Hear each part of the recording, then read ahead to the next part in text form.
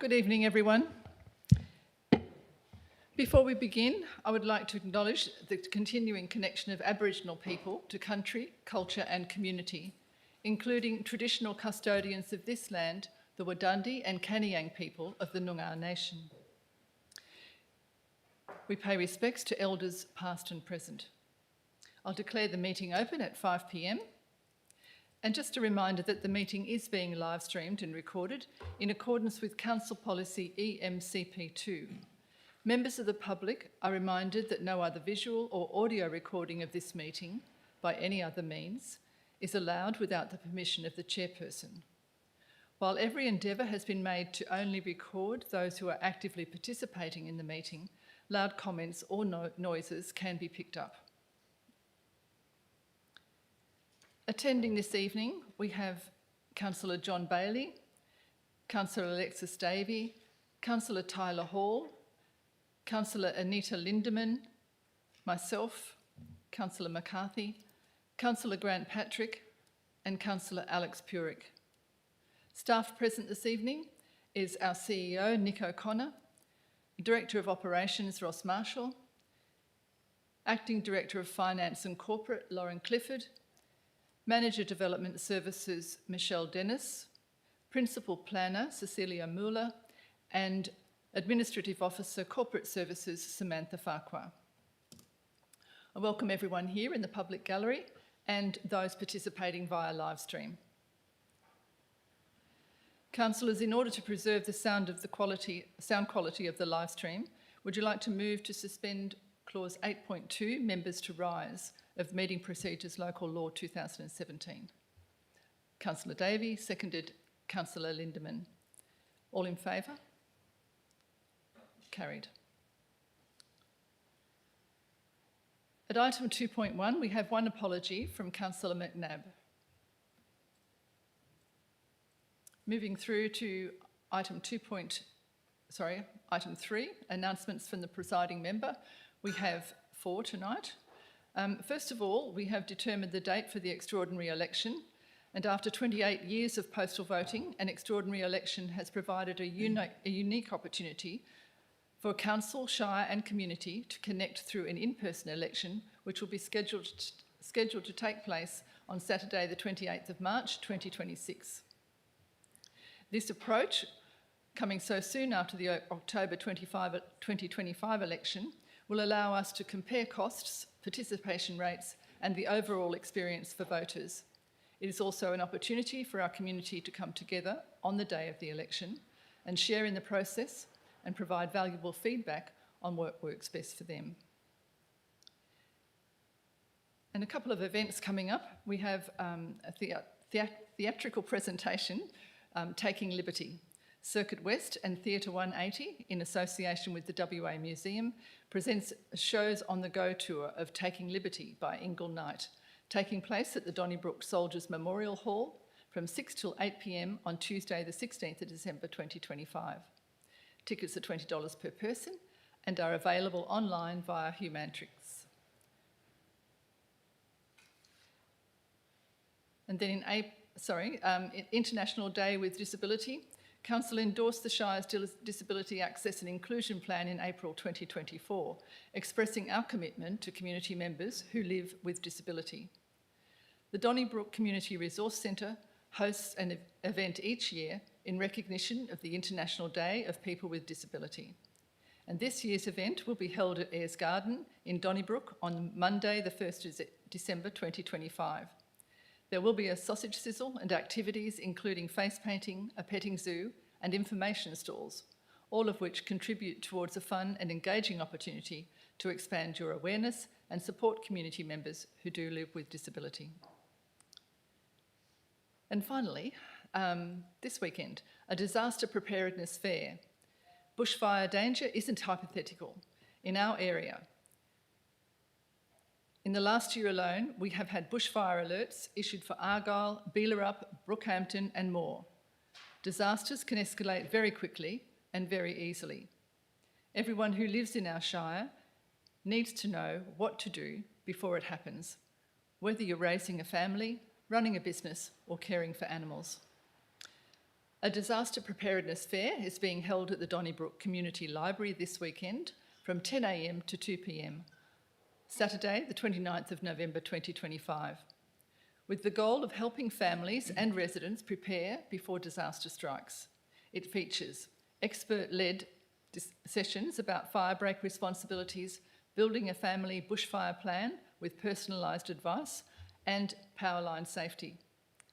There'll be in-person access to DFIS, Department of Fire and Emergency Services, Western Power, St John Ambulance, wildlife rescue groups, and more.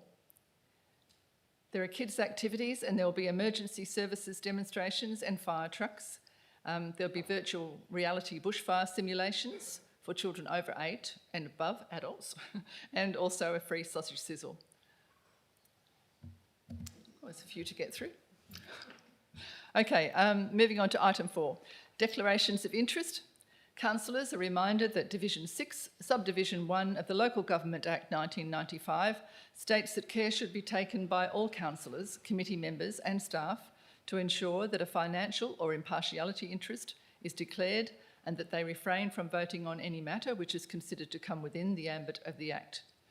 And we have 2 declarations of interest so far. The first from Councillor Davey, who has declared a financial, proximity and impartiality interest regarding item 12.1.1. And Councillor Purick has declared an impartiality interest on 9.1.1 and 9.1.2. Indirect financial, I understand. So not impartiality? No, indirect. Okay. Thank you, Councillor Purick. Councillors, are there any more declarations of interest? Okay. Moving on to item 5, public question time. We have no public questions that were taken on notice from previous meetings. And 5.2, public question times. Are there any questions from the gallery?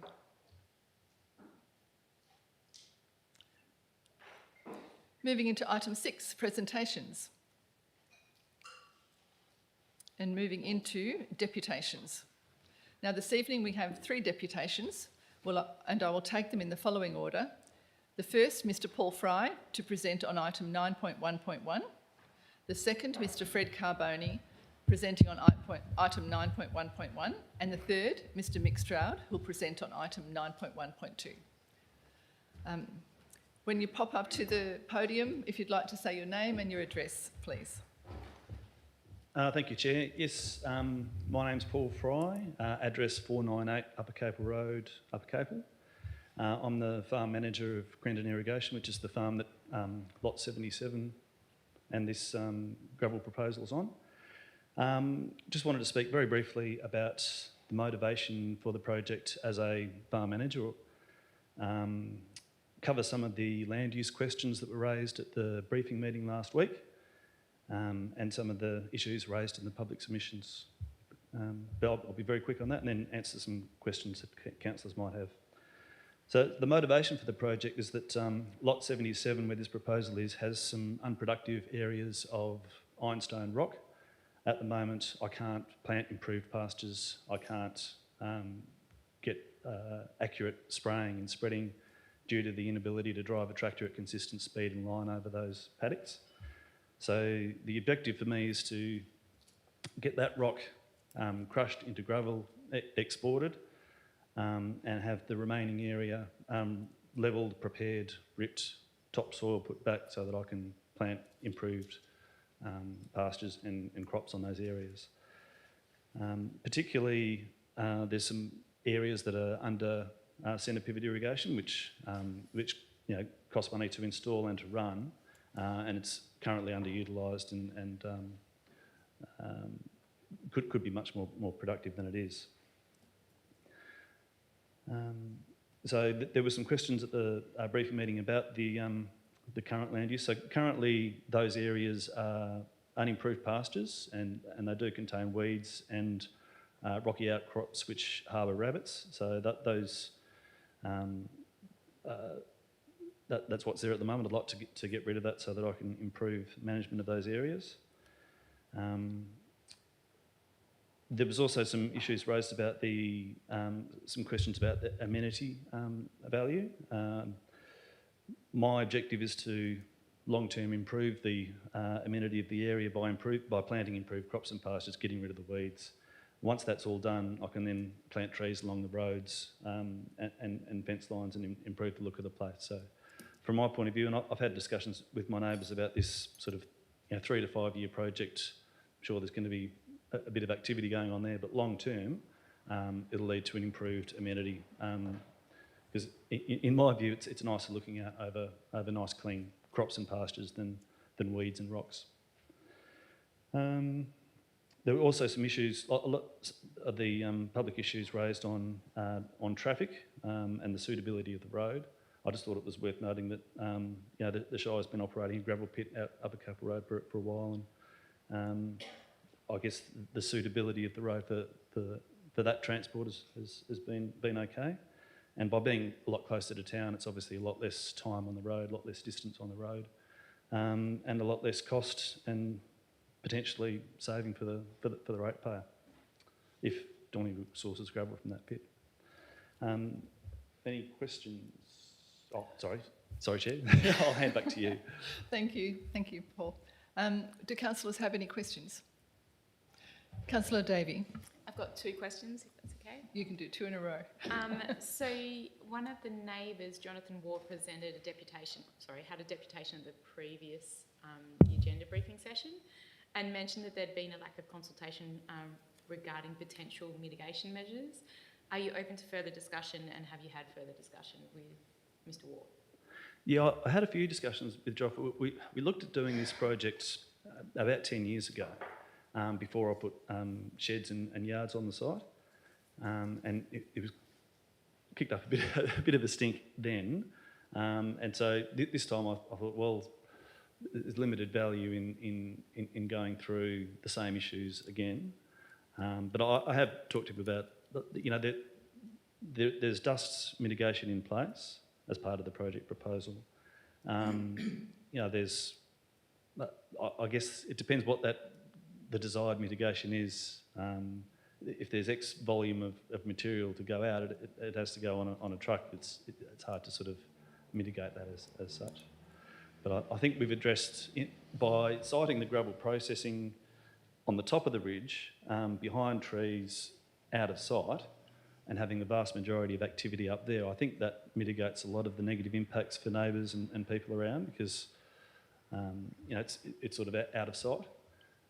There's really only one stage of the project, which is that stage 4, which is quite visual and close to neighbours.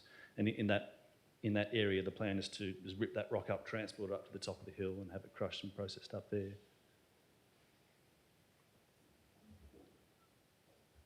And my second question was regarding topsoil. So you mentioned how it's like ironstone up there. So do you have any concerns regarding the amount of available topsoil to be able to return it back to the area and have it be productive? Yeah, there's not a lot of topsoil there. So I guess as part of doing my due diligence for this, I went and had a look at the rehab work at Myola's place, which is on the next ridge across off Byron Road. And I was quite not pleasantly surprised, but quite pleased with what I saw there in terms of what had been left by having the area ripped, having the remaining topsoil incorporated with some ripped clay, and then I've got a lot of hay that I can feed out on that area to add organic material and build it up over time. But at least that gives me something to work with. At the moment, I've really got nothing I can work with. Councillor Lindeman? Thank you. I just wanted to ask you, on here, operating hours, point 20, operating on Saturdays are restricted between 7 and 1, and shall be limited to rehabilitation activities only. Would it be detrimental to you if there was no operation at all on a Saturday? Thank you. Look, the operations of the crushing is not really my business. Really, the Carbonis will do some rehab work to hand it over to me, and then I'll continue that over time with the improved pastures. The actual operations of the facility, I'm not really fussed either way. and I'm not going to be operating the gravel operations. Yep. I think Was that'll that the that'll question? be a question for Mr. For crushing operations. Yeah. Councillor Lindman. Okay, I did take the time to come out and have a look at the land, and what I understand is there's a creek, a river really, down the bottom of it. So it runs from the top down, and you were explaining that the water runs underneath. Could you just explain that a little further so that people can understand the topography of the land that you're talking about for number 1 and 2 of the 2 areas that you're looking to crush off? Yeah, so stage 1 and 2 are on the top of an ironstone ridge, and that's about, between where you're standing, it's sort of 20 to 25 metres above the flats below. So what happens in this area, the rainfall percolates through that gravel and ironstone on the top to a clay layer which is about 2 metres below. Then it runs underground down to the flats and seeps out of the side of the hill onto the flats, which are still 200 to 300 metres away from the river. And then the river is another 5 or so metres below those flats, which acts as a sort of a drain to the north. So you've got ironstone ridge, slope, flats, river, if that makes sense. Thank you. Any other questions? I do have one, Mr. Fry. Can you? I've also went out for the site tour on Monday, and can you explain in zone 1 and 2 for everybody else here what would be visible from the road? And I guess I'm going towards the visual amenity, which I feel very protective of because of the tourist activity on the road. So if you can just explain what is visible in stages 1 and 2 from the road. I guess as people are coming from Donnybrook heading south, there's a small rise as you go past my uncle's cool store where you'll be able to look across to the site, which is behind our machinery shed. I think with the bund wall pushed up, that'll obscure most, if not all, of the site. Once you're past the cool store down onto the flats and continuing on down Upper Capel Road, the site is obscured by the ridge itself and the vegetation that's on that the east side of the stage 1 and 2 project. Thank you. And if there's no other questions? Thank you very much, Mr. Fry. And Mr. Carboni, Fred Carboni. And Mr. Carboni, if you could just say your name and address when you're up at the podium. Name and address. I will do.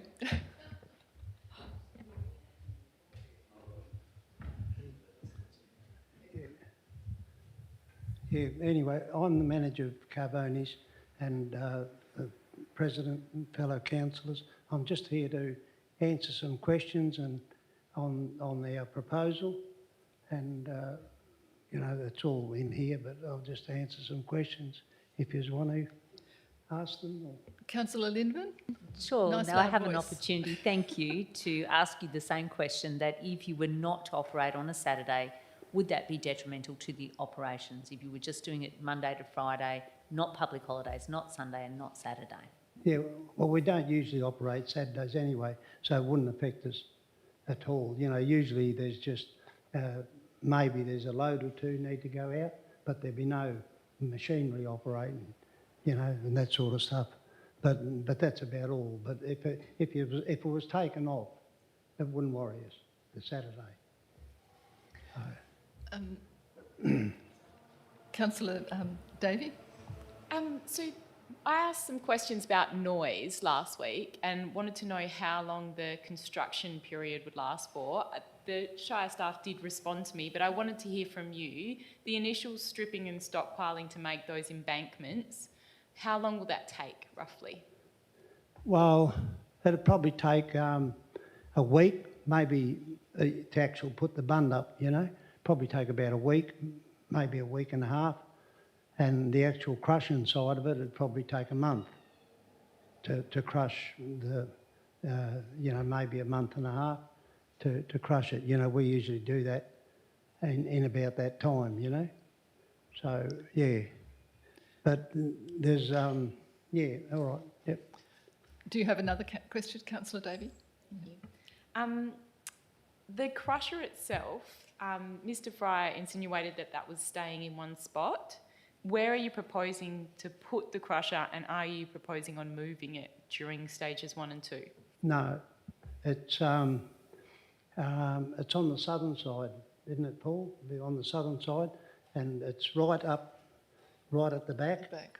And, I don't think you'd see it from the road. I don't think you'd have that visual impact, And for noise, it's that far away that, I don't think you'd even hear it. So, Sorry? Yes, another question? Yeah. So where will the crusher be located in relation to the nearby residents? Because it's a noise thing I was asking in regards to, rather than a visual amenity. well, the residents are down in the gully, and the crusher's right up on top, right at the back, on the top of the hill there on the southern side. So they've got, on the eastern side, you've got the tree bank there, and it's only the front is really and that's where the bund will go, across the front there, And I had a question on the crusher too that might help Alexis. I was surprised on Monday, or not surprised, but you answered the question on Monday afternoon when we said, how long does the crusher operate for?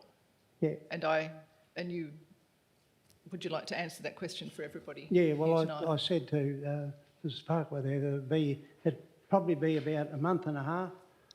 Out of the whole project life? Yeah, the whole project to crush it. All Just at once? to crush the material. All at once or at different times? Yeah, all at once, yeah, we can't Right. move. It's a big operation to move there, set up, and then crush it and then, move out, Okay. Takes them a couple of days to set the crusher up and all Yeah. that, Okay. yeah. Any other questions, councillors?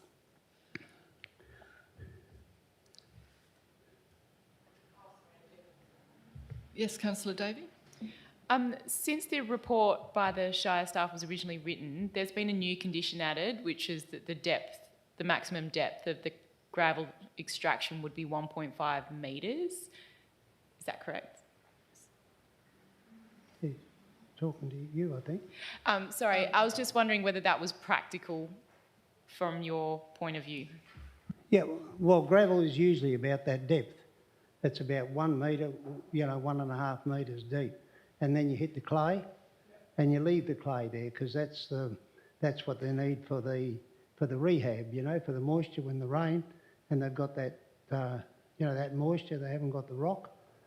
And, and that's what it is. But the other thing I'd like to say is the actual road itself, Upper Capel Road, from 77 is not a fast road, because you're coming out of the quarry, and and then you go up a hill.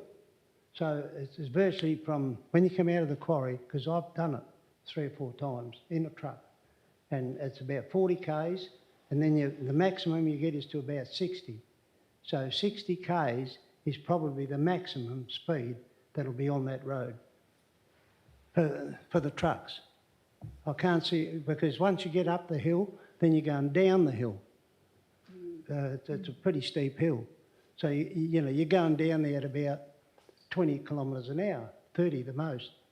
So from there right through to Goodwood Road, I can't see it being any more than 60 kilometres speed limit for the trucks.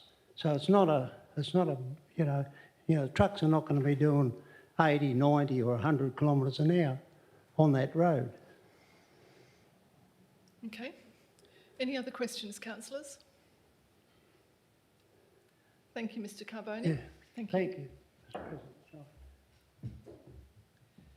And for our third deputation tonight, we have Mr Mick Stroud presenting on item 9.1.2. And if you'd just like to say your name and your address, please, when you're up there. Thank you, Vivian. I'm Mick Stroud, 2038 Donnybrook, Boyup Brook Road. So good evening to everybody, and thank you for having us present this to you tonight. I'm the owner-operator of Preston Vale with an application P22022, which is the subject of this application to add sand to our existing extraction gravel licence on the property. Firstly, thank you to Councillors Anita Lindeman and the President, Vivian McCarthy, who took the time to make a site visit on Monday. I appreciated the efforts you both made to get a better understanding of how the extraction area would operate, and most importantly, how the area can be rehabilitated and returned from a non-productive state currently to a high productive pasture. I realise other councillors were busy. There are other things to do, but thank you for those two for coming out. As you are aware, there's been various representations made by small interest groups against the extraction of base metals on our property. It must be strongly pointed out that base raw materials in this region are in very short supply and rapidly increasing in cost. The Bunbury Outer Ring Road has emptied many gravel and sand pits in the area and driven the cost of base raw materials a lot higher. I've been told that smaller operators, developers, local contractors and home builders are finding it very difficult to access the large pits and have been charged extremely high price for sand or gravel, as the big four operators are able to dictate prices. That's happening now. These costs in turn are passed on to the Shire and, importantly, your ratepayers. It must be noted that a major cost for gravel and sand is the transportation cost from pit to the actual operation. Donnybrook town site alone has a number of local structures plans on foot. These all need basic raw materials. The Promote Preston Group have expressed a desire to put a walking trail along the railway line. I'm 100% behind this idea. But in reality, where will the thousands of tonnes of raw material come from to complete that project? The Regional South West Plan, the Transport WA Department, has identified that a lack of basic raw materials will impact future development, not just in the immediate local shire, but through the whole of the southwest region. As regards our proposed extraction area, we've already dealt with a number of community concerns, have met all the conditions imposed on us by the Shire. Importantly, the Shire's own executive have recommended the project be allowed to move forward. We've agreed with all their recommendations. One issue I must address here today is the current situation regarding the argument that this is priority agricultural land as a reason why this application should not proceed. It is, however, actually the main reason why the application should proceed. Currently, the proposed extraction area, which has been approved, is covered with non-productive vines and African lovegrass. You'll see the other vines there. You'll see the lovegrass in between. That's the lovegrass. Go slowly, please, Sam. That's the lovegrass. Down a bit, Dale. Sorry. Down. Thank you. That's the lovegrass on our front verge between the road and our property. That runs all the way along the Donnybrook Kojonup Road. So every year that seed is going onto our property. And we can't stop it. African lovegrass is a highly flammable noxious weed that spreads easily. It is difficult to treat, burns with extreme intensity, and can quickly regrow with rain and warmth during summer. We currently run 2,500 head of ultra-white ewes and 600 head of goats. The goats are specifically used for the control of noxious weeds. Both the sheep and goats will eat the lovegrass seed, but will not eat the actual plant. We intend to continue with our sheep production. However, the current pastures under the vines is not productive. We are only running 2 to 3 sheep per hectare in this area. However, with our planned pasture improvement, that number could comfortably rise to above 20 sheep per hectare and will also include the cutting of hay. By retaining the topsoil and rehabilitating the cleaner areas after extraction, we'll be able to develop a fodder source for our livestock and control the weeds that are continually coming from the road verge. Plantings will include a mixture of legumes like clovers, lupins that are nitrogen induced, mixed with Sudan grass and sorghum, which create biomass in the soils due to their deep rooting structures. These are proven grasses and proven ways to rehabilitate land. Sudan grass can produce 7 to 12 tonne per hectare dry mass after just 45 days under the right conditions. This is compared with the current non-productive African love grass and barley grass that exists through that area. We also showed Councillors Lindeman and McCarthy the site of a former gravel pit on the property, which is now planted to our plum trees after successful rehabilitation. Sam, if you could go down, please. There we go. That is a rehabilitated gravel pit. We gave the maps to the councillors when they came out. There's one more down too, please, Sam. And these are others. That's on a rehabilitated gravel on our property. This is a good example of an old gravel pit that's been brought back into high production agricultural land. We will simply transfer what is now non-productive land into highly productive pastures. It is absolutely to our benefit to rehabilitate the area to a highly productive fodder crop or pasture. I encourage all councillors to support our request to include sand with our current extraction licence. I ask you to support all ratepayers who will benefit from competitive pricing of raw materials within their own shire. I thank you all for giving this opportunity to expressing our concerns or what we'd like to see going forward. Back to the Chair. Thank you, Mr Stroud. Do councillors have any questions? Councillor Lindeman? Sure. Through the Chair, may I ask you how many plum trees you've actually invested in on your property? We've got 55,000 plum trees currently on the property and 20,000 cherry trees. We have plans to do more. As you might know, and we're not bringing in this discussion, we're big supporters of tourism in the area, and we have an application for reception area out the back, which I showed the councillors when they came out. Any other questions, councillors? Councillor Lindeman? Although that item that you've just mentioned is not in this proposal, how imperative is it that the amenity has a scenic outlook?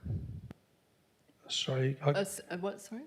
I guess I'm asking you about the amenity, the area, how important it is that it looks agricultural and pleasing to the eye. Oh, look, the last thing we want is our property looking like a gravel pit. As our licence allows us to do 2 hectares at a time. So we'll rehabilitate it. We are very fortunate we have a very large water licence, so we can use that water to get things, and this is why we've gone with Sudan grass. Sudan grass will grow up to ½ an inch to an inch a day. So it will cover any ugly areas very, very quickly. So we are very concerned about how the property looks. Any further questions? Councillor Lindeman? This could be seen a bit cheeky, but I asked you a question and I declared something about myself, and then I asked you, are you a greenie? No, I'm not a greenie, but I do support a lot of practical things that people want done, and that's just what it is. Thank you, Mr Stroud. I think we're done, are we, councillors? Thank you. Thank you.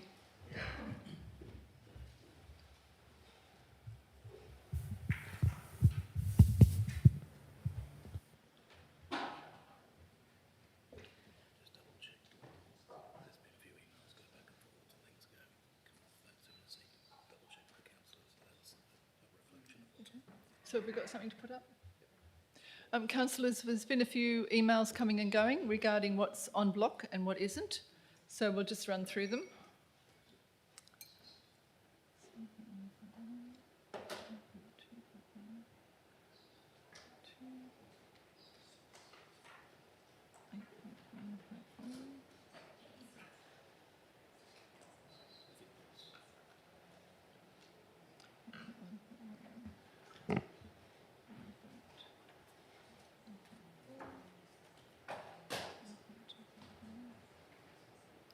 I think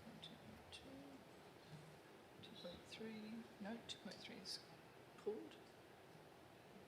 2.4. Comfortable with that? Yep. I just want to make sure I've got them all.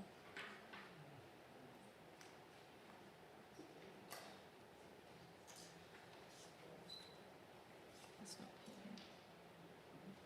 So 9.2.5 is on block. That's, so 9.2.5 is on block? Yes.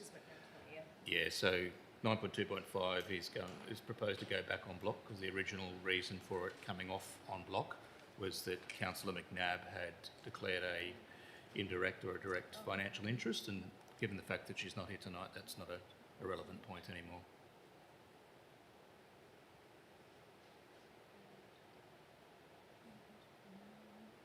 Yep, okay.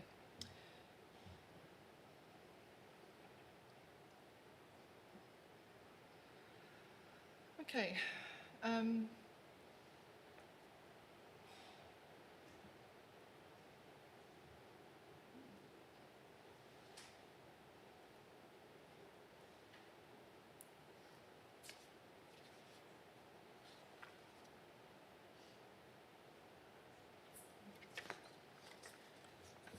Okay. Councillors, would you like to move a motion to adopt the following items or the items on display on block and resolve in accordance with each of the executive recommendations? Councillor Linden has moved and Councillor Hall has seconded. All in favour? That's carried.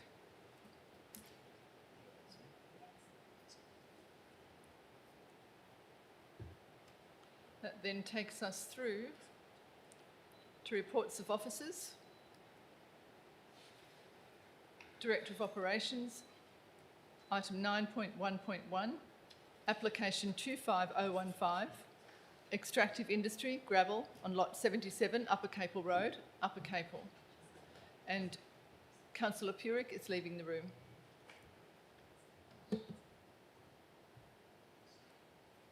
Now,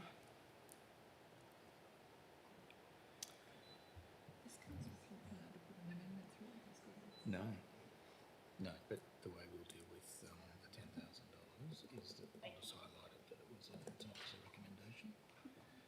Would you like me to talk to that now? I'll have the CEO talk to you about an amendment, councillors. Or addition, yeah. Oh, sorry, an additional. Yeah, so through the chair, so councillors, and I might just get Ms Farquhar to put it up there. So there was some discussion regarding, I guess, the adequacy and the rationale in regards to the issuing of bonds. And I think I might have advised councillors via email, this is something we've been discussing at officer level for a while now.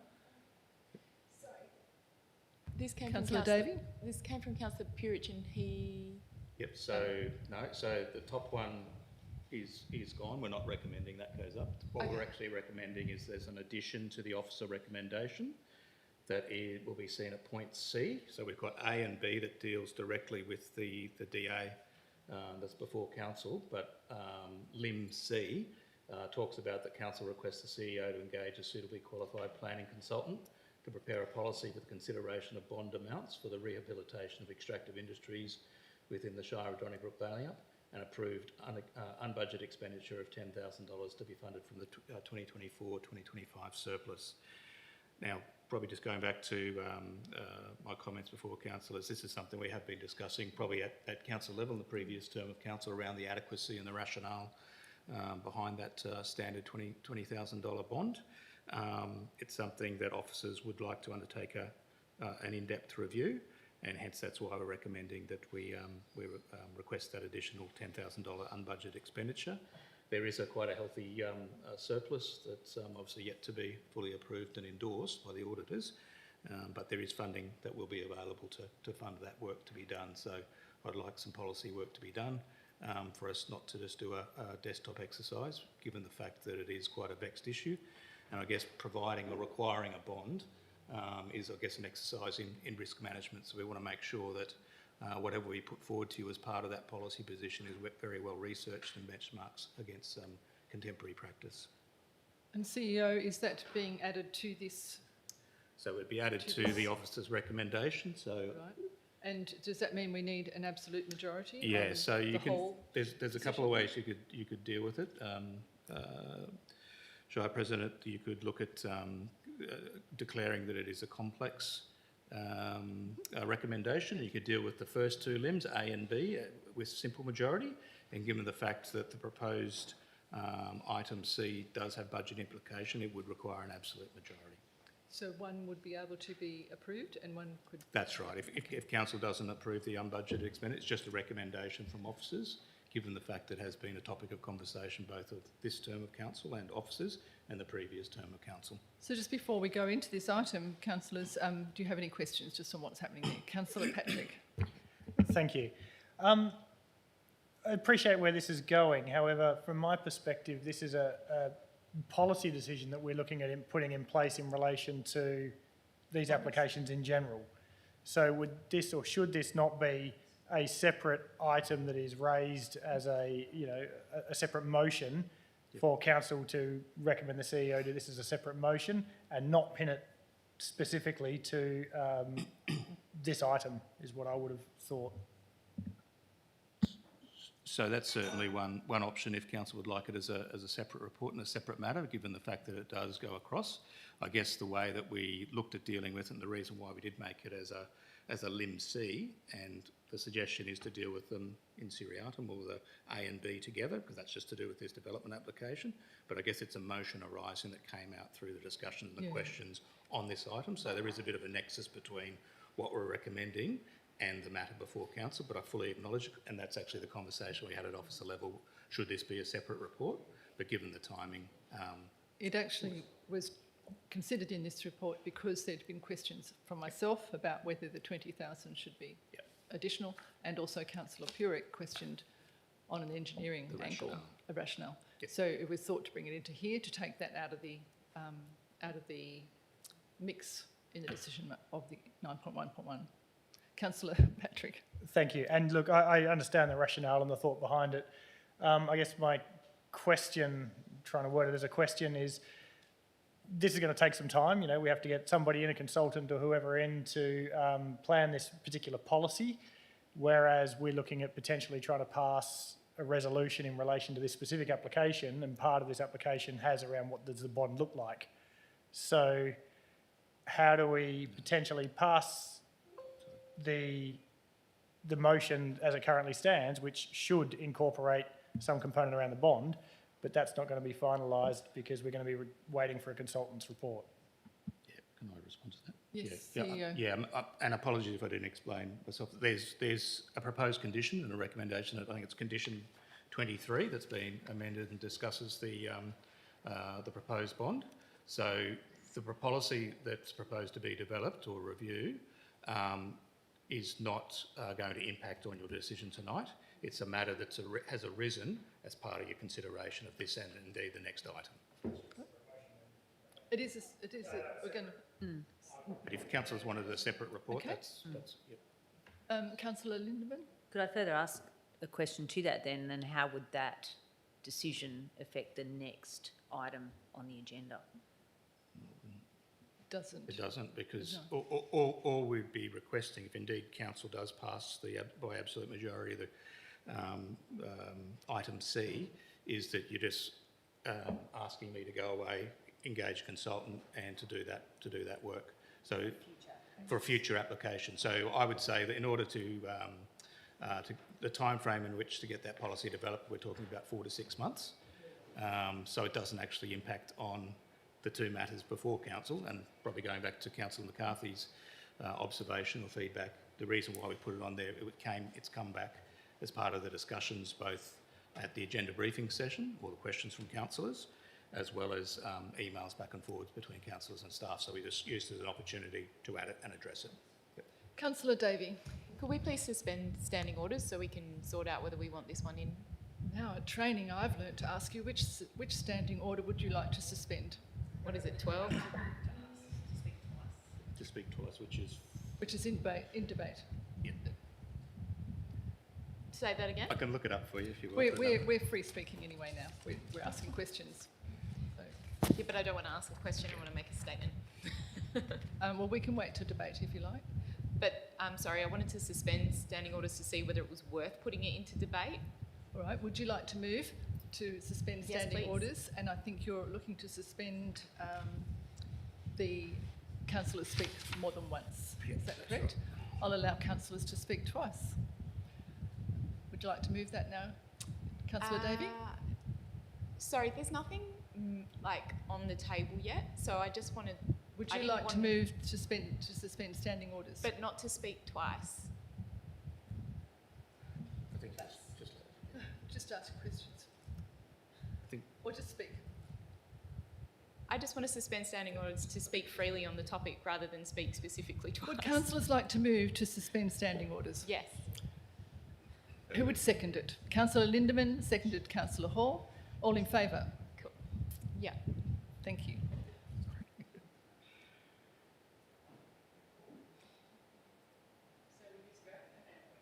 I support including it in the, as item C and dealing with it in that Latin term that you said, in seriatim. Sounds like it's from Harry Potter.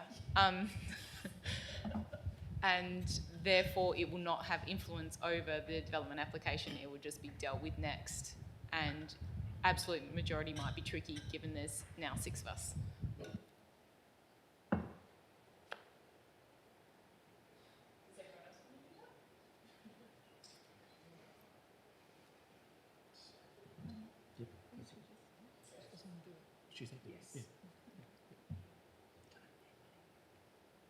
Councillor Lindemann? Yeah, I just wanted to ask, because I can't see, obviously, the amendments that have come in. Are they on this screen? Because they're not in my notes here. So I guess if there's amendments, so Councillor Purick's amendment. we can't consider Councillor Purick No, because he's not okay. here, so So I'm just wondering if there's any more amendments that may make that difficult to deal with now together in one, or whether it needs to be separate. That's my trying to understand that. okay. So What is were there you- anything? Sorry, Is there anything in addition that's come in? Was it, I have got no not other. that we're aware of. No. No. No, not Your- unless someone's going to. Was do one yours? of them. Was yours for? Yeah. There we go. Oh, it's there. Yep. Yeah, we thought, my thinking was that we would take that once we had the motion up. You could Do that as an speak your amendment. amendment as an amendment. Sorry, Councillor Lindemann? So I'm sorry, so for both of those, that is the only other amendment on any of them? Thank you. Proposed Well, amendment. at this point. So Yeah. far, yep. Councillor Patrick? Thank you. To look, in line with what I'd previously said, it's a question. Would this qualify as a new business of an urgent nature introduced by a decision of the meeting? So could this be still dealt with at this meeting as a new decision of an urgent nature? Basically, what you've put as item C, put in as a new motion further down as a standalone motion, would that qualify to be Not addressed in urgent. there? I don't think that. Yep, sorry. It's not urgent, so Okay. I think this is, if we do this sequentially, it will work quite well. And it takes away it deals with the questions around the bond as well. Yep. It gives councillors confidence that we're dealing with the question of the bond. And probably just to add to that, it's not new business because this is just my opinion, and it's obviously your call, Shire President, that there is, there is a nexus between what we're proposing and, whilst it is at a broader policy level, but there's 2 items on the agenda tonight. So, I mean, from a governance perspective, I'm comfortable it's not introducing new business. Okay, Councillor Lindemann. Sorry, and I'm just going to double check that it's not going to affect any decision making because there's nothing else in either. Okay, I just want to make sure. Thank you. Councillor Hall? Sam, can I ask you just to scroll up just to see that previous? Thank you. So just understanding this is in relation to the bond for extractive industry. I believe there might even be opportunity to look at it from a wider perspective as well, not necessarily just the bonds. So I'm not too sure if I support that to go through. I just just could want to argue flag it against- as, I think there's other things that in there, that realm that could be looked at, not just the bond. I think it is quite focused on one thing when there might be opportunity in other areas of local planning and other legislation in that industry. I don't know. Then you could probably, when we raise that matter for discussion or for decision, when we put it up, when it Yep. gets in play, Okay, you can raise an amendment if you would like. Okay. Okay. thank you. All right. Councillors, would you like to move? Oh, sorry, Councillor Bailey, did I see you had a question before? Or was, okay. Councillors, would you like to move to return standing orders? Councillor Patrick and seconded Councillor Lindemann. Are you all in favour? Thank you, that's carried.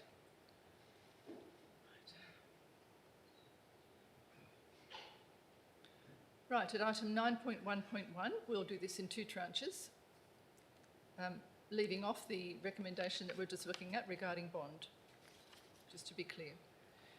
Would someone like to move the executive recommendation?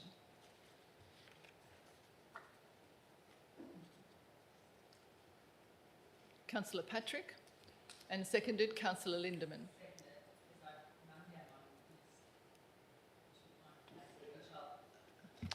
As I run down my little list, I'll second it to add an amendment. We'll let Councillor Patrick speak to the recommendation first. Look, in all reality, thank you. I don't have a lot to say or to add. I do appreciate, public sentiment around extractive industries across the board. However, I do appreciate the feedback, particularly from Mr. Fry in relation to the property. I think, all in all, I'm supportive of it. I think it's beneficial to the organisation or to the Shire. And I don't have a lot to say apart from I am supportive of it. Okay, thank you, Councillor Patrick. Councillor Lindemann. Sure, well, I'd like to add my amendment, and then can I speak to that? I need a seconder for mine. You're moving an amendment and you'll need a seconder. Moving an amendment, yeah, thank you. Councillor Davey.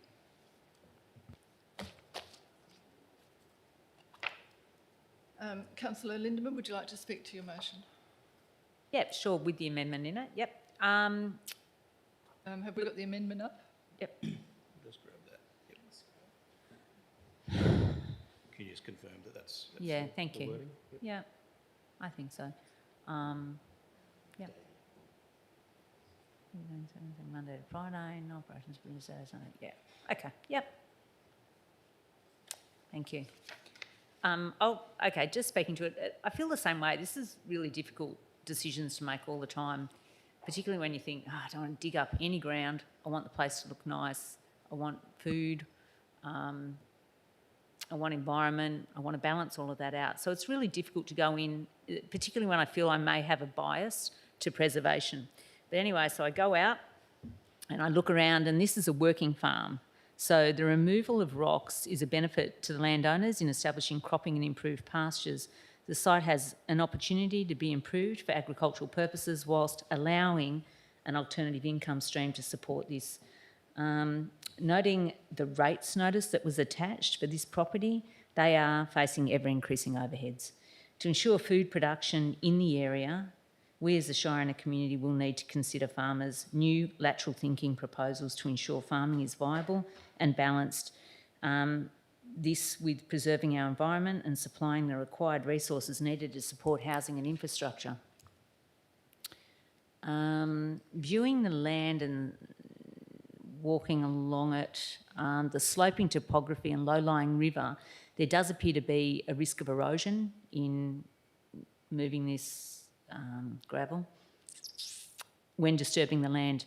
But if soil health and pasture and crops can be improved, then this will reduce the risk. So with the amendment of not operating on the weekend, I think that'll allow for the tourism, for people to enjoy the bike riding, the beautiful scenery, the old cars going down through that road and just a tourist drive. I will support the proposal with all the conditions. Thank you, councillor Lindemann. Councillor Davey, would you like to speak to the report? Yeah, I just wanted to note that it does include the item below it, item 21, so the trucks will still not be operational between 7:30 and 8:40, 3:24, 20 and the school day, school bus route. So just making sure that everyone's aware that we are only basically talking about the Saturday restriction in this item, not the school bus. Thank you. Would anyone like to speak against the amended motion? Would anyone like to speak for the amended motion? Councillor Bailey?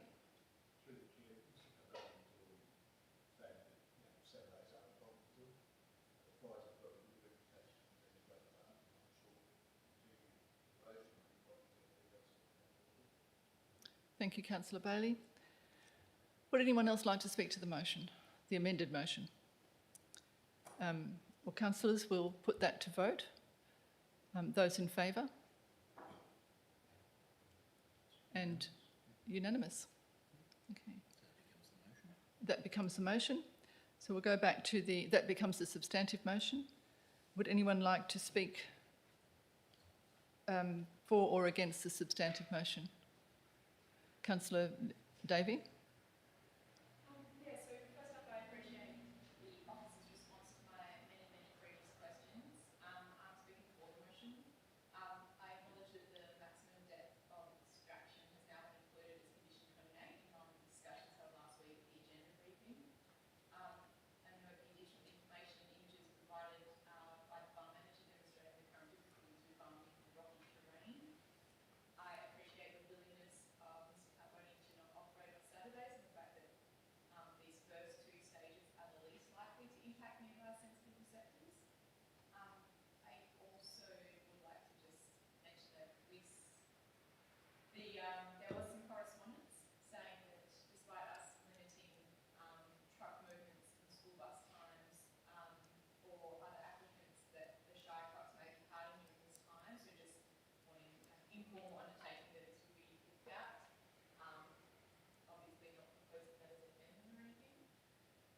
And yeah, I appreciate item C being included so that we don't have to debate that specifically for this proposal. Thank you, Councillor Davey. Would anyone like to speak against the substantive motion? Councillor Hall?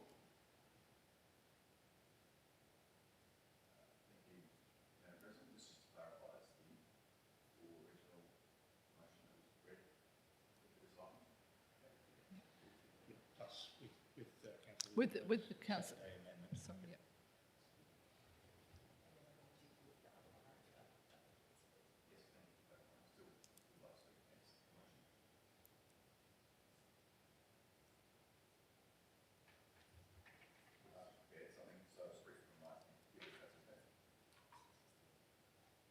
So in regards to the application, just want to net that back to our planning scheme, some things that I've read recently in regards to the process involved around what works can happen on certain land zones in the area. So our local planning scheme, as you know, sets out Shire vision and that policy intent. The scheme states where the state planning policy conflicts with the scheme shall prevail. This gives the scheme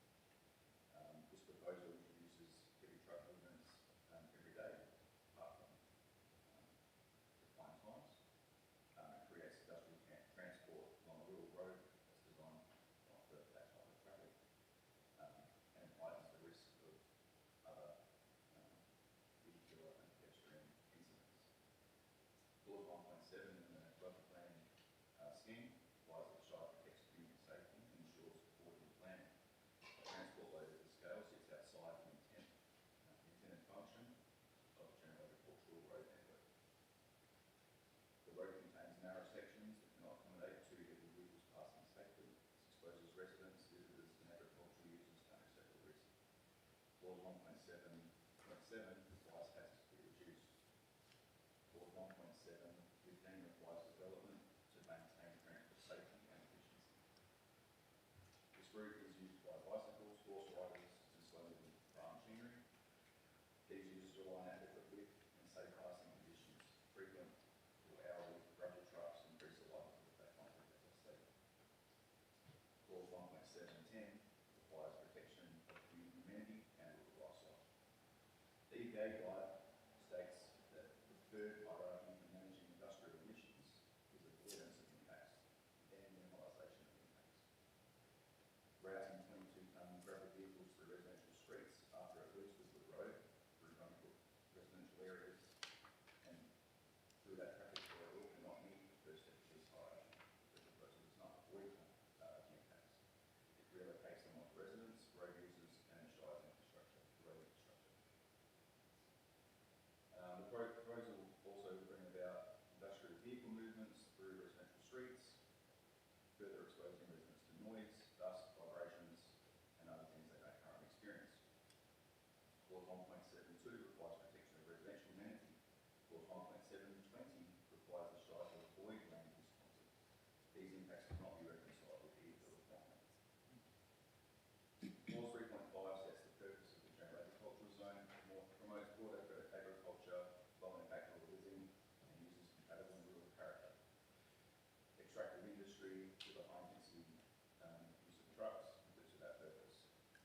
While I commend the speaker and his presentation, I thought it was very informative of the current layout of the land and their desires to use that land. I believe when it impacts on residents and ratepayers, that shouldn't be supported. And on that basis, I thought the application should be approved. Thank you. Thank you, Councillor Hall. Would anyone like to speak for the motion?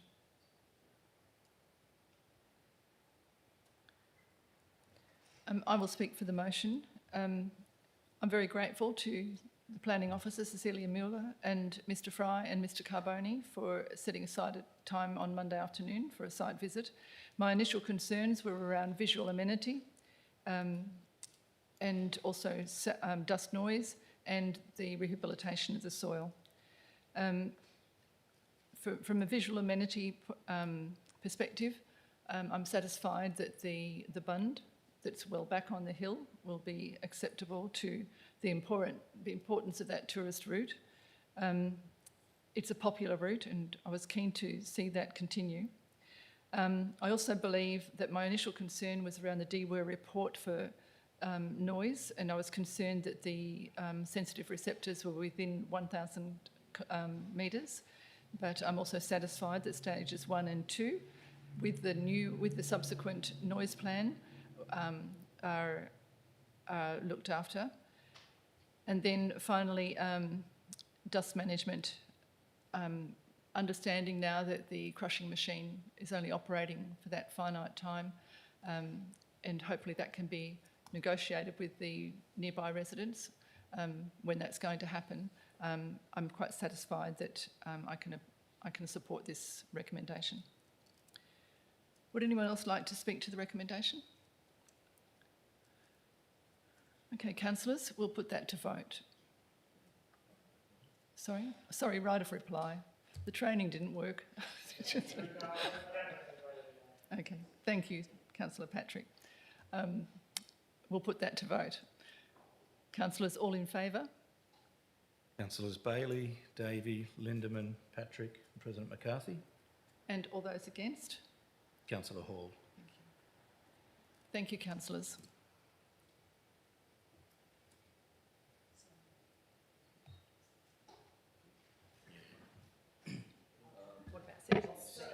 There's one more. Just hang on. Yep. So, councillors, we agreed to deal with them separately. So the next matter before council is proposed Lim C, which I don't believe given it's a broader policy decision and not specific to a development application, I don't believe Councillor Purick has a conflict of interest. So. Thank you.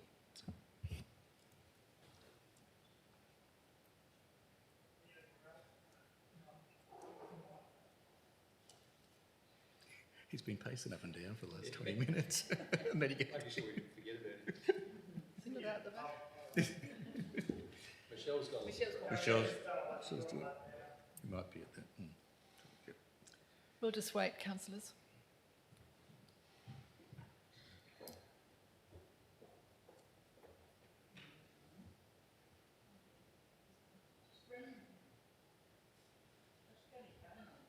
Is he?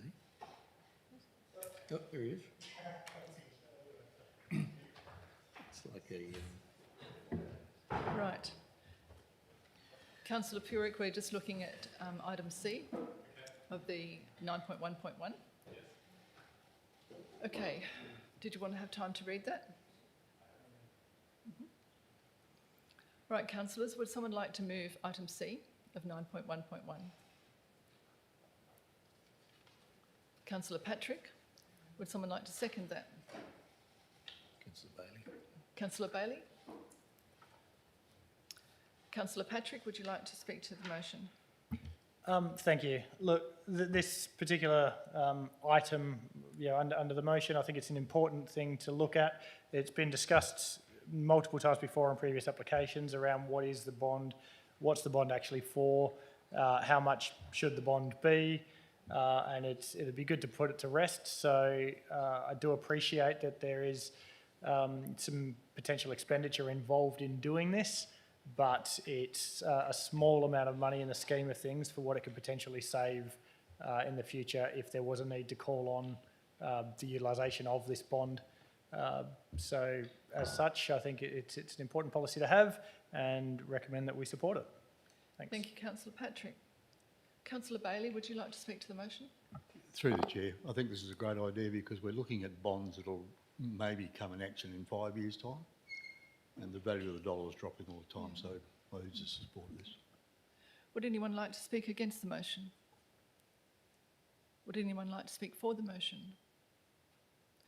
Councillors, will put the matter to vote. We're looking for an absolute majority. All those in favour? Councillor Bailey, Davey, Lindeman, Patrick, Purick and McCarthy. And those against? Councillor Hall. So that's an absolute majority. Yep. We have an absolute majority. And that is carried. That's carried, yep.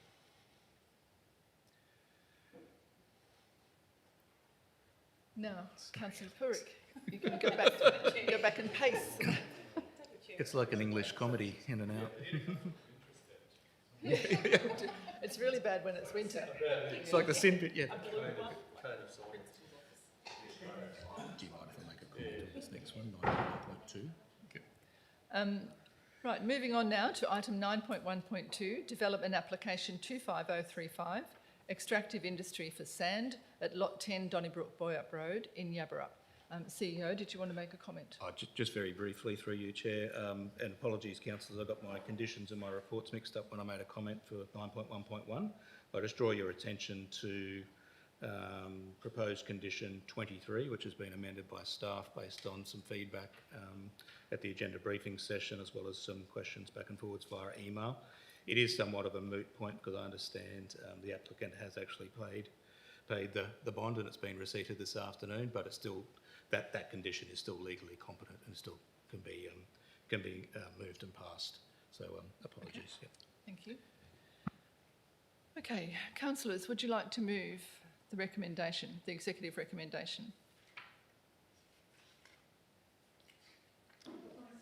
Councillor Patrick and Councillor Lindeman. Councillor Patrick, would you like to speak to the motion? Thank you. Look, again, this is one of those things that, as Councillor Lindeman alluded to, it's a tough decision to make because it does go against the wishes of a certain cohort of the community. However, I personally believe from a bigger picture perspective and from a future planning perspective, as was outlined by the applicant, whilst there may be some short-term visual impact to certain members of the community, I think the bigger picture and the longer-term final product, as well as the very short-term benefits to ratepayers, potentially the Shire and anybody else that wants to purchase the products to be produced, is beneficial. And again, with that long-term gain to end up with some meaningful pastoral land. All in all, I think it's a fair and reasonable application, but do acknowledge those that don't agree and are against the application. Thanks. Thank you, Councillor Patrick. Councillor Lindeman? Yeah, thank you. And the same sentiments I have again. It is difficult to make these decisions. However, you know, this was granted originally, and what's happening now is an opportunity to utilise all product that comes out of there. So again, I'll state we have many challenges as a Shire and a community to support farming, to preserve our environment and to ensure raw materials for housing and infrastructure. The original extractive development application was approved, so to value add to an already approved application just seems fair. I visited the site, and as it's already been spoken of, the number of trees there, this person's a farmer, adding an opportunity to bring in some money, which everyone has to do, is to somehow diversify a little bit, to continue farming so that the people such as ourselves in this area actually eat. I think it's smart that they're using the old grape trellises to espalier their fruit trees, and that's thousands and thousands of fruit trees. As you drive through, you know, the vines aren't viable, so they have, obviously they mentioned the goats that go around to help weed suppression. Again, it's lateral thinking on how to fund a food producing farming endeavour, utilising what may have been a secondary product from the gravel extraction. We have an opportunity to support our farmers while supplying much needed resources proposed for new homes and infrastructure. Again, the extraction application is in a working farm that wants to not only produce food, but is still cleverly continuing with initiatives that certainly hinge on the visual amenity, as well as the quality of its land and water. I don't want to see any mining or extraction in our Shire, but against my initial greenie bias, I see that a holistic, balanced view needs to be taken. Jobs, housing, infrastructure, tourism, natural environment, food, character, charm and beauty of our area are all having varying importance. I've walked the land and see this proposal as one already given the go-ahead, just utilising the byproduct. I appreciate the Promote Preston Group and their activism. I am bound to support the broader community and global sustainable development goals which apply to us locally. It would be an easier job if it were just to support one single goal. So I do put my support behind this proposal. Thank you, Councillor Lindeman. Would anyone like to speak against the motion? Councillor Bailey? A question, if I may. Oh, yes. It appears to me, while council have got the right to decline an extractive industry licence, once it goes to SAT, State Administration Tribunal, the power of the state government come over top of us, and then we lose control of imposing conditions that may be some benefit to the people. And I think if that's the case, then we're put in a bad position where people will lobby council to try and do the right thing. But if it's being run by the state government, then it makes it very difficult to help them. Is that the case? I think I'll pass that over to the CEO, but my understanding is... Or anybody else. No, I've been wary of making a decision without I understand. conditions. That was, yeah, And we had that conversation with the Commissioner, and her thoughts were to make it the way that we think we could live with it and thereby avoid going to SAT. Since that decision, we've all learnt a lot more, and I particularly have learnt a great deal more. I'd nearly turn over backwards every time a extractive licence comes up, I need to be locked away. But I'm less concerned about decisions going to SAT than I once was. And if they need to go to SAT, we make the best decision we can possibly make here with the knowledge that we have and the expertise we have at our fingertips. But I believe we can only do our best. And if it has to go to SAT, it goes to SAT. Yeah, and that's not in doubt. My question is, still remains, if it goes to SAT, then the power of the state government overwhelms what the council is saying. That's correct. Is that correct? That's correct. Yep. Did you want me to make a comment, or I think you've summed it up pretty well? But No, please. look, I don't want to enter into the debate, councillors, but probably just to answer or add to President McCarthy's response. So yes, you're right. The planning legislation is a beast of the state government. I think the good thing is that there is within that legislation or legislative framework the ability for decisions to be made locally. And as I think I might have mentioned at the agenda briefing, it's about councillors assessing the application before you and indeed managing any potential risks, but representing the community's rights or the community's sentiments and applying those conditions. I guess, yeah, as Councillor Bailey has outlined, that it is an appellable decision and it does go out to SAT. So I guess it's about striking that balance between allowing the economy to move forward, but trying to protect and manage that risk for those that may feel aggrieved by the application itself. So as we mentioned at the agenda briefing and I mentioned in emails and briefings to Council, it's about I use the Queensland terminology, it's the reasonableness of the conditions and the decision and the relevance of those conditions, or in the Western Australian parlance, it's need and nexus. So is that condition required, and is there a sufficient nexus around that condition to the potential impact that the development will impact on the broader community? And indeed that will be the test that SAT applies to it as well. But I guess you have the unique ability here to make that decision and impose those conditions locally and have that voice heard locally. But you are correct, Councillor, that once it does go to SAT, the control locally is somewhat lost. And almost every opportunity they have, they impose state law over a decision of council. Thank you. Thank you, Councillor Bailey. Now, would anyone like to speak against the recommendation? Councillor Davey? No surprises here. So keeping in mind the need for us to strike a balance and represent different pockets of the community, I'll be speaking against the motion on behalf of the residents who do not support further extraction on priority ag land. This proposal will take more from the soil strata and go deeper. In 2023, we've heard an application was made for gravel extraction on the property. The executive recommendation at the time was to refuse the application. The Commissioner did approve this application against the recommendation from staff, in part to avoid the State Administrative Tribunal, as you've just mentioned, Councillor Bailey.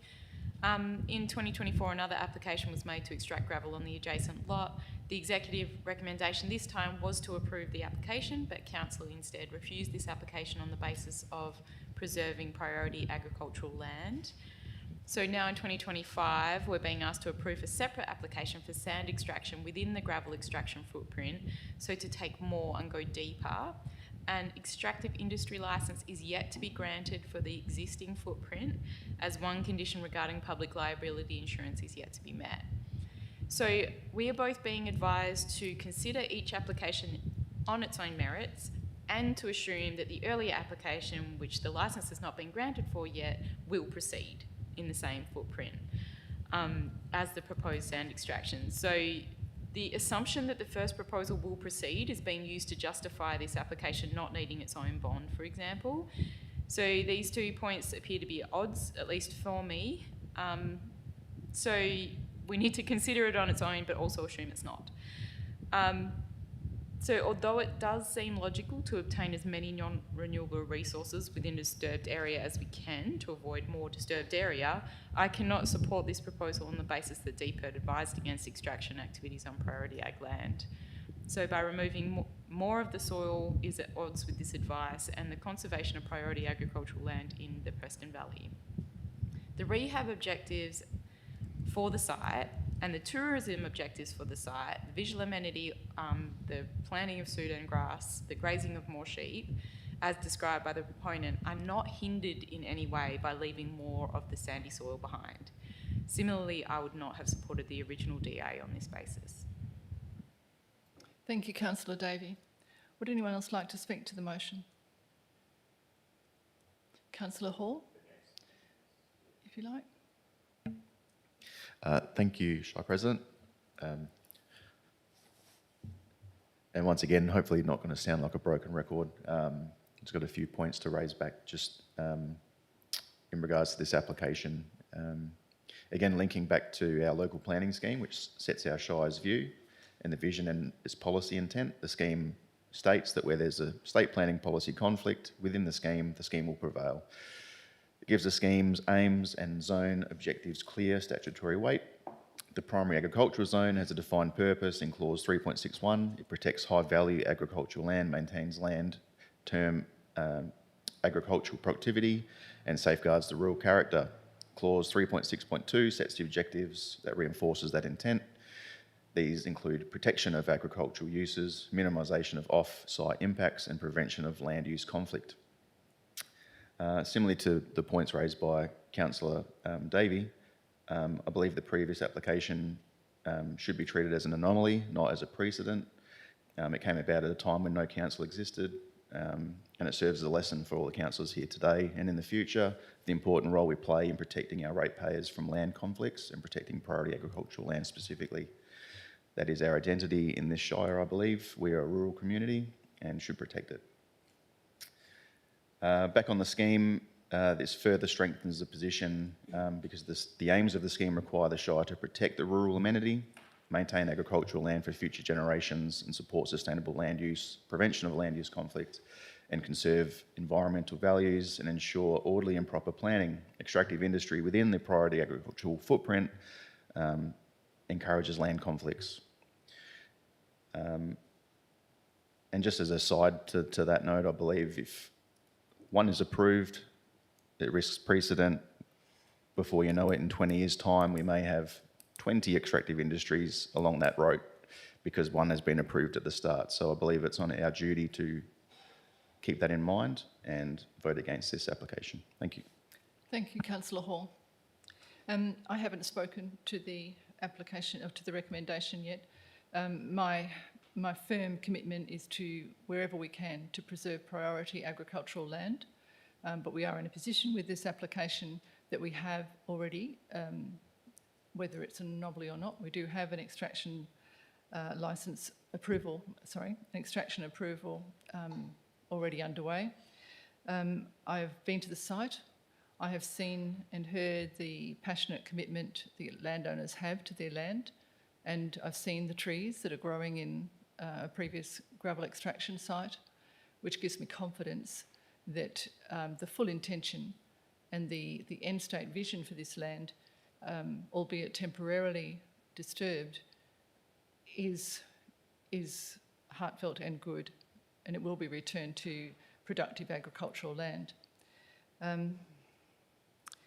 I am satisfied that the interruption to the community, the loss of amenity, that whatever, we've gone a long way to mitigate that loss of amenity, but if there is any disturbance for the Preston Valley Group, it will be temporary and there will be a beautiful result coming out the other end of the project.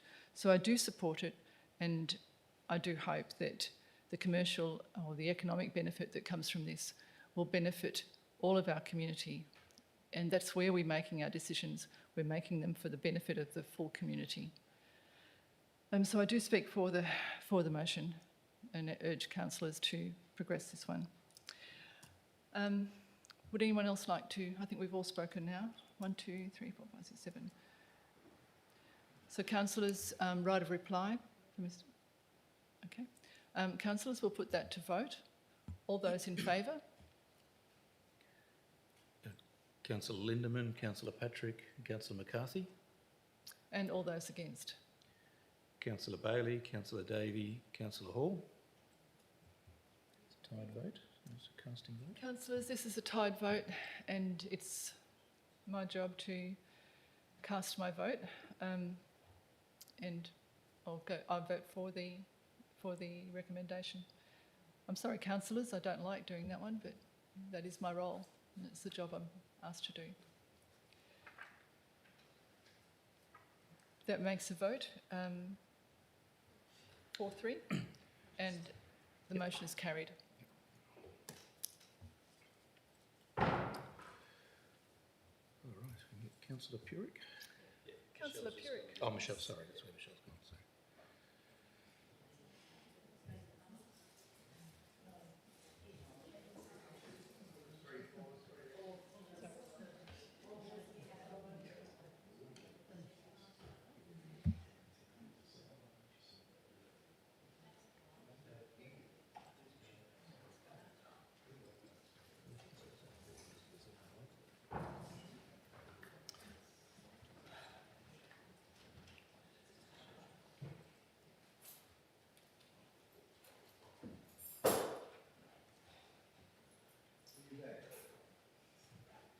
Off the bench.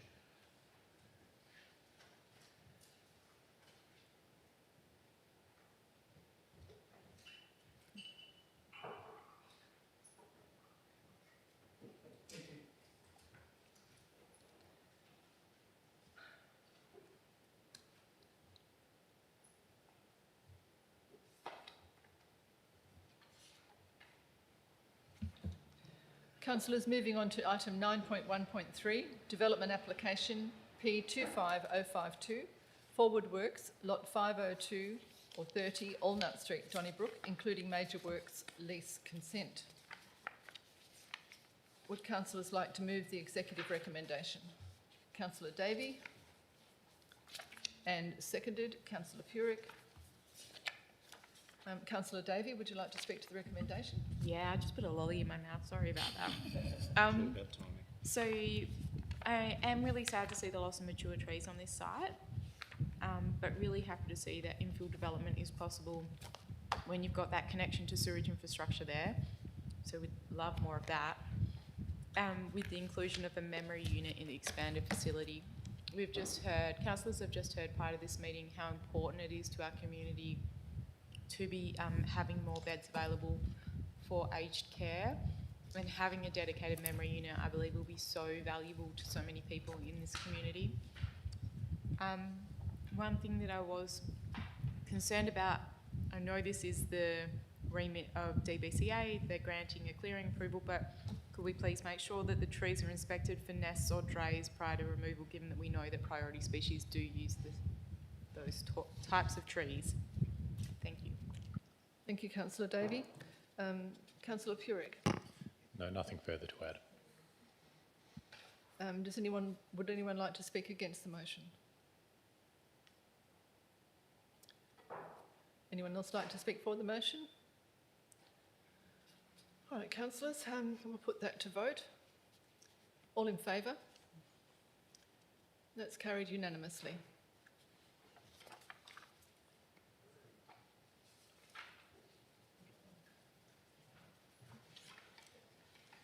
Item 9.1.4 is on block. Proposed road name change. And that brings us into 9.2, Director of Finance and Corporate. And item 9.2.1 and 9.2.2 are on block. 9.2.3 has been pulled and that will be reviewed in the December meeting. 9.2.4 is the Code of Conduct for Council members, committee members and candidates. Would someone like to move this motion? I'm happy to move it. Someone second it, Councillor Hall. And I pulled this, I didn't put it on, or pulled it off on block, because a question has been posed in different forums, our own forum and in some of the zone forum or WBAC when we're talking and networking, around the meaningfulness of the Code of Conduct, in that the escalation process quite weirdly goes up through or a minor breach goes up through an escalation process that comes back to councillors. And it's often commented, well, why does that happen? And so I've thought about that, and my speaking for the motion tonight, for this recommendation tonight, I've concluded, rightly or not, that it comes back to the council because it is our code of conduct that we each public swore to uphold when we became elected members of local government. And if I breach this code, I erode not only my own integrity, but the integrity of council. And so for this reason, you could say that it's a strong argument to have that escalation process going through to councillors. So in considering that, when we face difficult decisions and emotive decisions, as we do most months, we are regularly under pressure to juggle family and personal commitments, while at the same time attempting to fulfil our obligations of the role. We're often required to read an abundance of reports with little knowledge to support us and accompanying attachments in a short time. And all that before we make a legally binding decision that affects other people. So in those times, I have decided that I'll use that code of conduct as my first point of reference that guide my behaviours in the future, and as a councillor, and also act as a tool for self-reflection when I'm working within the demands of my role. And I commend Acting Manager Corporate Services for wearing her governance hat and bringing the code of conduct to our attention as part of our induction. Would any other councillor like to speak to the recommendation? Councillor Hall. Having read it for the first time recently, I do support the code of conduct. I think it's great. Only thing I'm worried about is voting something and I didn't have input to. So if it goes in review in the next 4 years, I'd love to be involved. Thank you. Thank you, Councillor Hall. Would anyone else like to speak for or against the motion? Okay, we'll put that to vote. All in favour? Carried unanimously.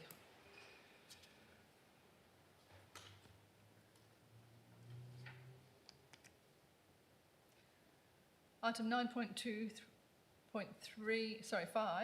is on block, offer for purchase, and takes us through to 9.2.6, application for rates exemption for the Donnybrook Arts and Crafts Group.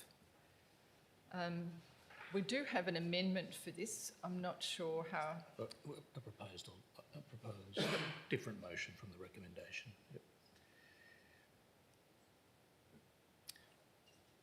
Sorry.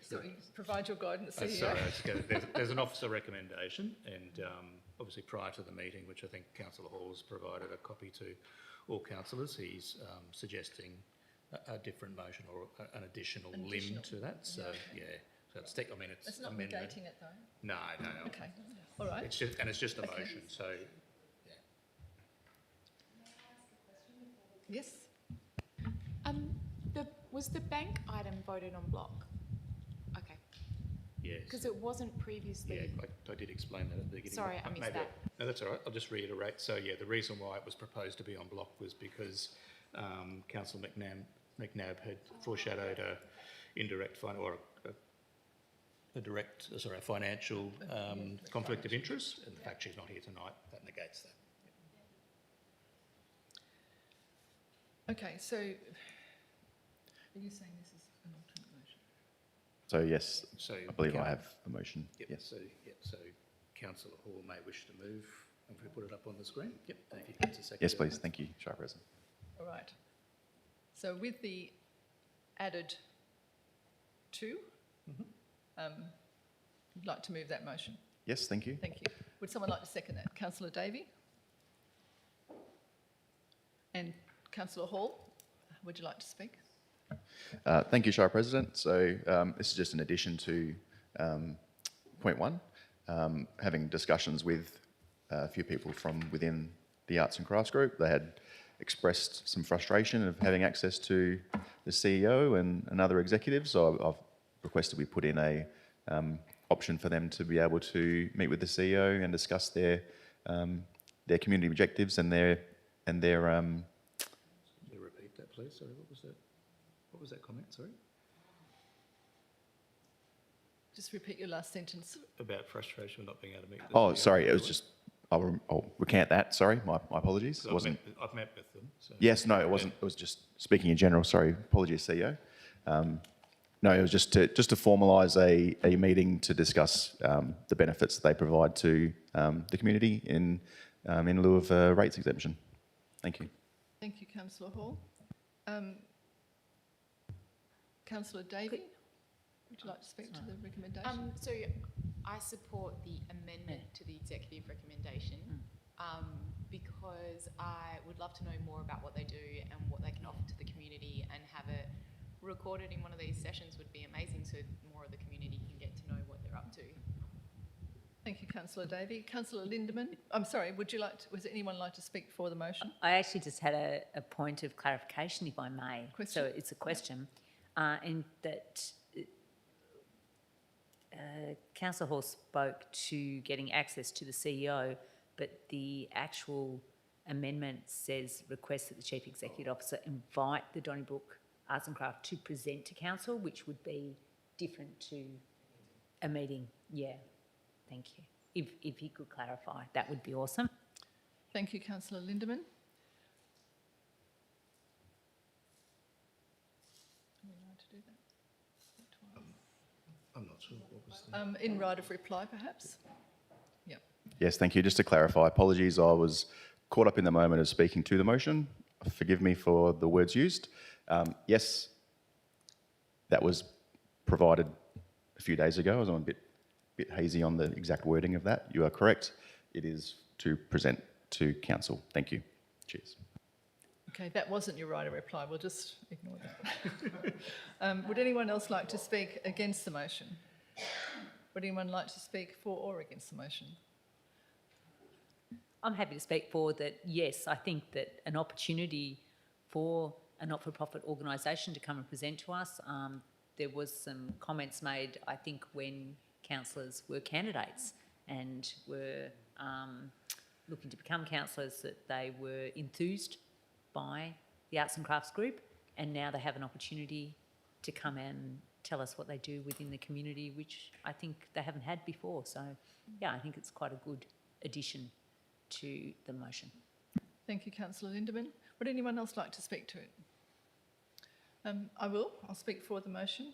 And I was at the same Meet the Candidate evening where we did discuss a few things with the Arts and Crafts Group, and I was very encouraged to read the supporting documentation in our deck that we read for tonight, and I would welcome hearing more about what they're doing for the community.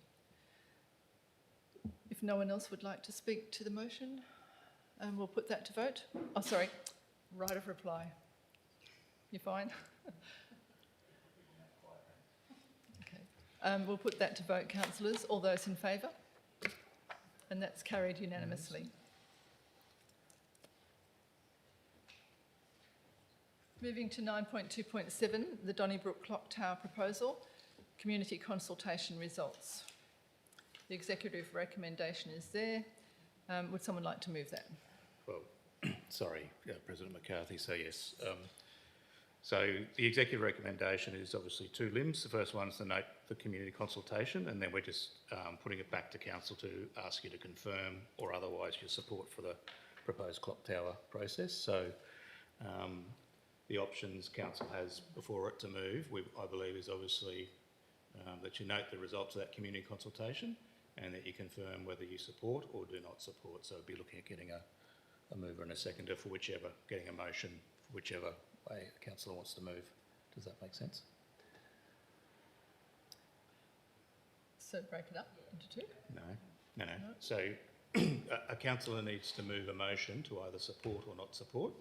You can see the options there in number 2. You can't just adopt the executive recommendation. The executive recommendations ask you to make a decision. It's so not making a we're recommendation. we're asking a councillor then, am I right in saying a councillor to move that we confirm support for the proposed? Or the other way, yep. Question, Councillor Bailey. Moving to support. So we'll just take out Right. does not support. Yep. Sorry, I hope that. Take out the otherwise? No. That's what's before. And then That's you need what's, a seconder? So take out otherwise, yeah. yes. Okay. Would someone like to second that? Sure. Councillor Lindemann? Councillor Bailey, would you like to speak to your recommendation? Yeah, through the chair, councillors. I think it's a good project, and in that location, this clock tower is going to look old very quickly. So it'll fit into that location beautifully. So I think it's a great project. Thank you. Councillor Lindemann? Yeah, I do like community-driven projects, going out, coming together, getting the funding, and I like that within this recommendation, we're, what are the words, sorry, but we won't be liable, so to speak, that it is actually funded by the community, and that's the sort of consultation that you're taking out. So it's sort of a new way of looking at when people do things or donations, etc., that there's sort of caveats around that we aren't left with that liability, or the community is not left with the liability when there are no more funds. So I like that it's written in a way that we will not be left with the item if things don't go as planned. Thank you, Councillor Lindemann. Would anyone else like to speak against the motion? Councillor Davey? Very torn on this one. I hate to deny a proactive self-funded community group, but when we went out for consultation, it did not appear to be supported by the community. I acknowledge that there was a lack of understanding on which tree was going to be removed and how it was being funded, and but people were really concerned about the asset liabilities. Yes, there's going to be $5,000 put in a fund to maintain it over time, but costs could escalate, things could happen, it could get hit by a car a couple of times. So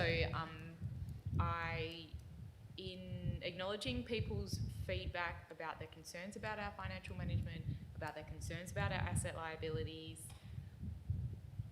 I'm unwillingly speaking against this one. Thank you, Councillor Davey. Would anyone like to speak for the motion? Councillor Patrick? Thank you. And I was just about to say almost the opposite to Councillor Davey. I did want to acknowledge the people that have responded, but overall, out of 12 or 13 responses, but 12 actually providing feedback, given that there was 1,360 viewers, the overwhelming feedback for me is that there weren't enough people concerned about it to provide a response to say that they were concerned enough to worry about it. I totally appreciate that and thank those 9 that did provide that feedback against the motion. But for me, looking at it from the data that we've got, there was 1,368 views by 737 viewers. 21 people clicked links to go to the to the page, and only 12 of those provided a response, which to me implies that there weren't enough, that a large portion of the community aren't passionately against it or have any significant concerns. I do encourage people to reply positively or negatively to these surveys so that us as a council can make informed decisions based on what the community wants. And I'm sort of having to interpret the data to say that, yes, there was a small number of objections, but overwhelmingly those that reviewed the consultation page didn't object to it, is my take on the data that's received. So I encourage council to support it based on that. Thanks. Thank you, Councillor Patrick. Would anyone like to speak against the motion? Councillor Hall? Thank you, Madam President. Yeah, again, torn to speak against this motion. I believe it's always great that community groups are doing something in our area. Probably a couple of points is the location I don't agree with. I think there's better places for a proposed item like a clock tower or a plaque or a plinth that dedicates to an industry. I think the history is there. I think it is part of the history of the town. But I think the location needs a bit of a revision. And also I think just in response to Councillor Patrick around the data, I think the opposite to him. I think that he said that people weren't passionate enough to reply back in support of it, but there was 9 times as many passionate enough to reply against it. So I prefer to go with the numbers that took the time to be committed to provide an opinion, and that's what we should be going by, is the opinions that have been given to us.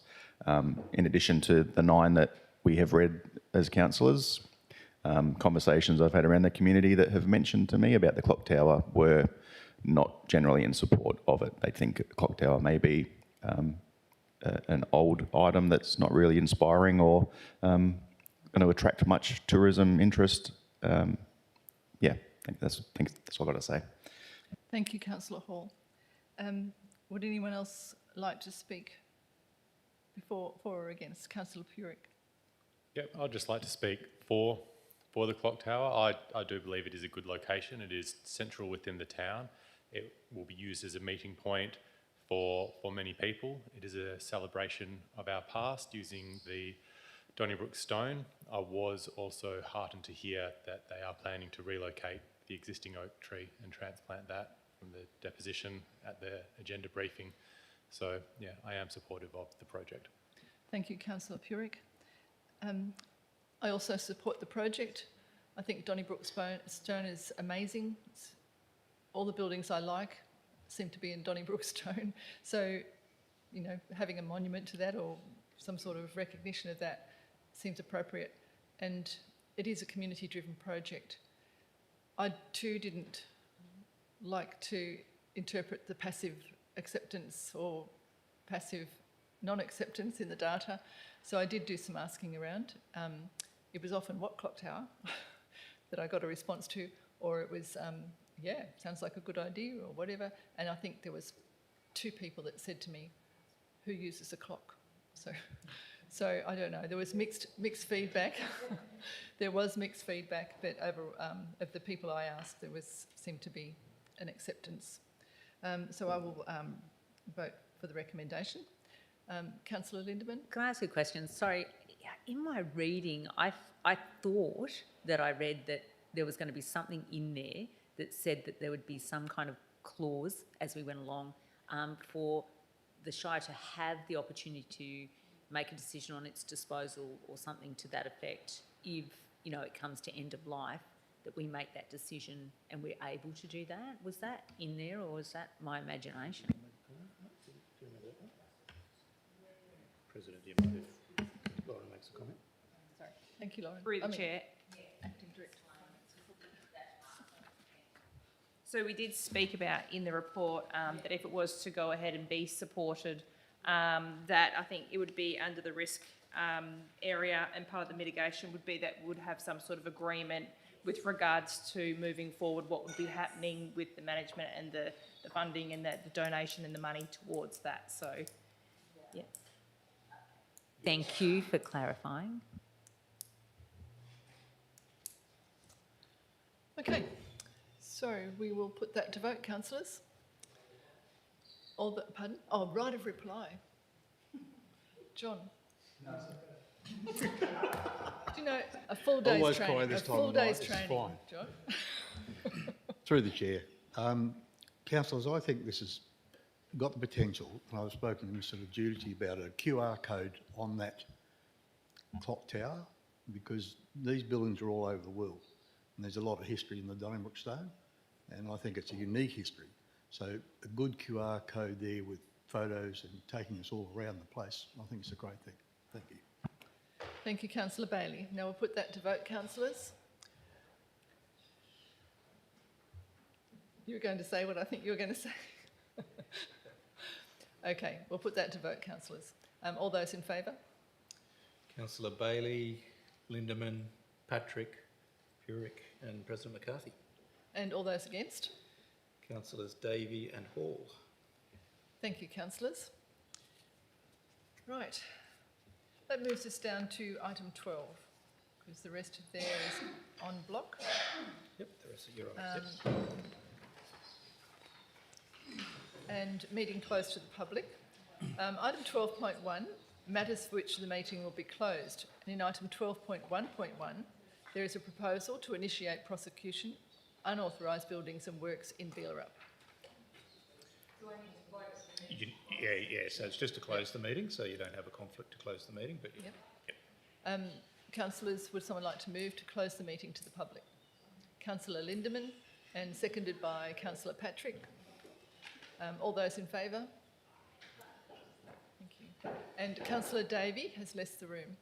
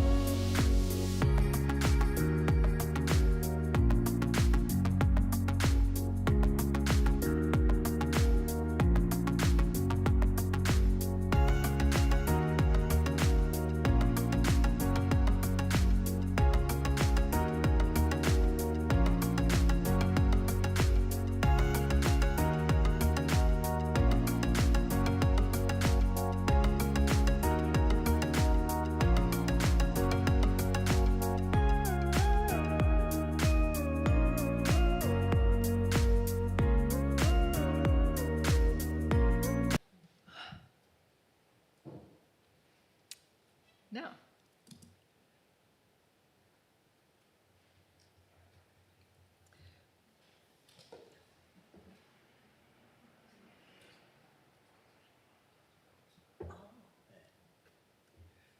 Should we read out? Is it okay to read this out? Okay. In the closed meeting, Council resolved to authorise formal enforcement action by prosecution of the occupier of Lot 350, Gedner Road, Beelarup, for the following offences. 1. The carrying out of works in contravention of the Shire of Donnybrook Balingup Local Planning Scheme Number 7. And 2. Non-compliance with a notice issued under the Shire of Donnybrook Balingup activities on thoroughfares and trading in thoroughfares and public places local laws.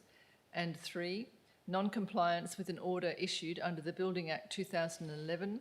And 4, any other offences considered appropriate by the Shire solicitors following their review of the outstanding matters.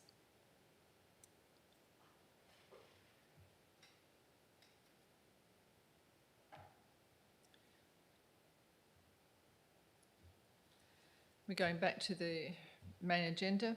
Takes us through to meeting closure.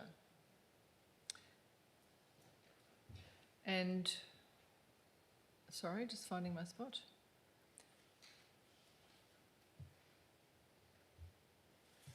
Where's the advice?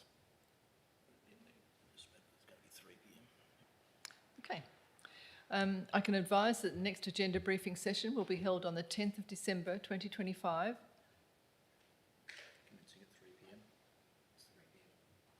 Commencing at 3 p.m, not 5 p.m. as it reads, in the Shire of Donnybrook Balingup Council Chamber. Thank you, councillors.